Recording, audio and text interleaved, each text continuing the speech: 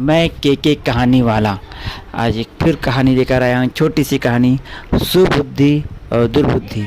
In English, right mind and wrong mind. किसी नगर में सुबुद्धि और दुर्बुद्धि नामक दो मित्र रहते थे। वे दो व्यापारियों के पुत्र थे। एक दिन वे व्यापार करने के लिए लंबी यात्रा पर निकले। सुबुद्धि के भाग्य ने साथ दिया और उसे एक गड़ा हुआ खजाना मिला जिसमें 1000 सिक्के थे, सोने के सिक्के। इसके बाद दोनों मित्रों ने घर लौटने का निश्चय किया। अपने शहर में पहुंचने पर सुबुद्धि ने सुझाव दिया, आओ हम इस खजाने को आपस में बराबर बांट लें और घर जाएं। लेकिन दुर्बुद्धि के दिमाग में एक शैतानी योजना थी। उसने कहा, नहीं मित्र, हम इस खजाने को साझा ही रहने दें ताकि हमारी मित्रता बनी रहे। हम एक 100 दिनार निकाल कर बाकी खजाने को कहीं सुरक्षित गाड़ दें। सरल स्वभाव के सुबुद्धि को अपने मित्र की दुष्ट योजना का अनुमान नहीं हुआ। उसने वैसा ही किया जैसा दुर्बुद्धि ने कहा था।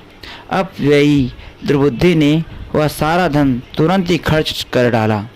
अब वह सुबुद्धि के पास गया और बोला कि उसको 100 दिनार और निकालना चाहिए। सुबुद्धि सहमत हो गया और वे पैसा निकाल लाए। दुर्बुद्धि ने वह पैसा भी बहुत जल्द खत्म कर दिया। फिर वह सोचने लगा, यदि हम 100 दिनार फिर निकालें तो भी 400 दिनार बचे रहेंगे। अच्छा होगा यदि मैं पूरे 600 दिनार चुरा लूँ। देखिए खुरापात दिमाग। और उसने पूरा धन निकाल कर उस घड़े को वापस ज़मीन में गाड़ दिया।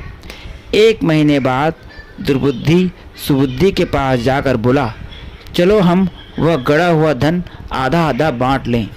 सुबुद्धि तैयार हो गया।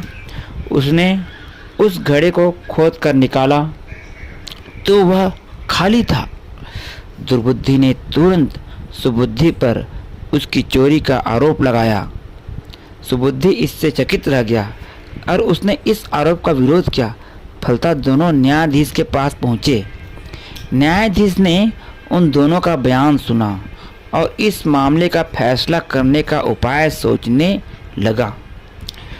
दुर्बुद्धि ने कहा, हुजूर, वास्तव में क्या हुआ इसकी गवाही वन देवी है। आप कल उस स्थान पर आइए जहां हमने वह धन गाड़ रखा था और स्वयं वन देवी से सत्य का पता कर लीजिए। न्यायाधीश मान गया। उस रात दुर्बुद्धि ने अपने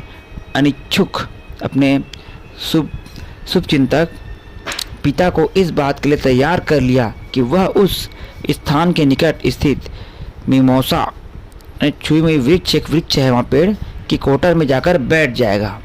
दूसरे दिन सुबह जब न्यायाधीश वहाँ पहुँचा तो दुर्बुद्धि ने चिल्लाकर कहा, हे वन देवी, क्या न्यायाधीश महोदय को बताइए कि सच्चाई क्या है। पढ़ाए हुए तोते की तरह उसके बाप ने पेड़ की कोटर से कहा, सुबुद्धि ने धन चुराया है। न्यायाधीश सुबुद्धि को उचित दंड देने पर विचार करने लगा। इसी बीच सुबुद्धि ने उस कोटर में कुछ सूखे पत्ते और टहनियाँ डालकर उसमें आग लगा दी। कुछ ही क्षणों के बाद दुर्बुद्धि का बाप जगह जगह झुलसा हुआ उस कोटर से बाहर आया। दर्द से बिलबिलाते हुए उसने न्यायाधीश से कहा, असल में मेरे बेटे ने सारा धन चुराया है। उसने मुझे झूठ बोलने पर मजबूर किया। न्यायाधीश ने तुरंत ही आदेश दिया कि दुर्बुद्धि को उसके कुकर्मों के लिए सजा दी जाए। खजाना सुबुद्धि को सौंप दिया गया। उसे राजा की तरफ से ढेर सारा पुरस्कार मिला। थैंक यू कहानी सुनने के लिए। और याद रखिए भाई, के कहानी वाला कमलेश टीचर। लाइक करें, सब्सक्राइब करें।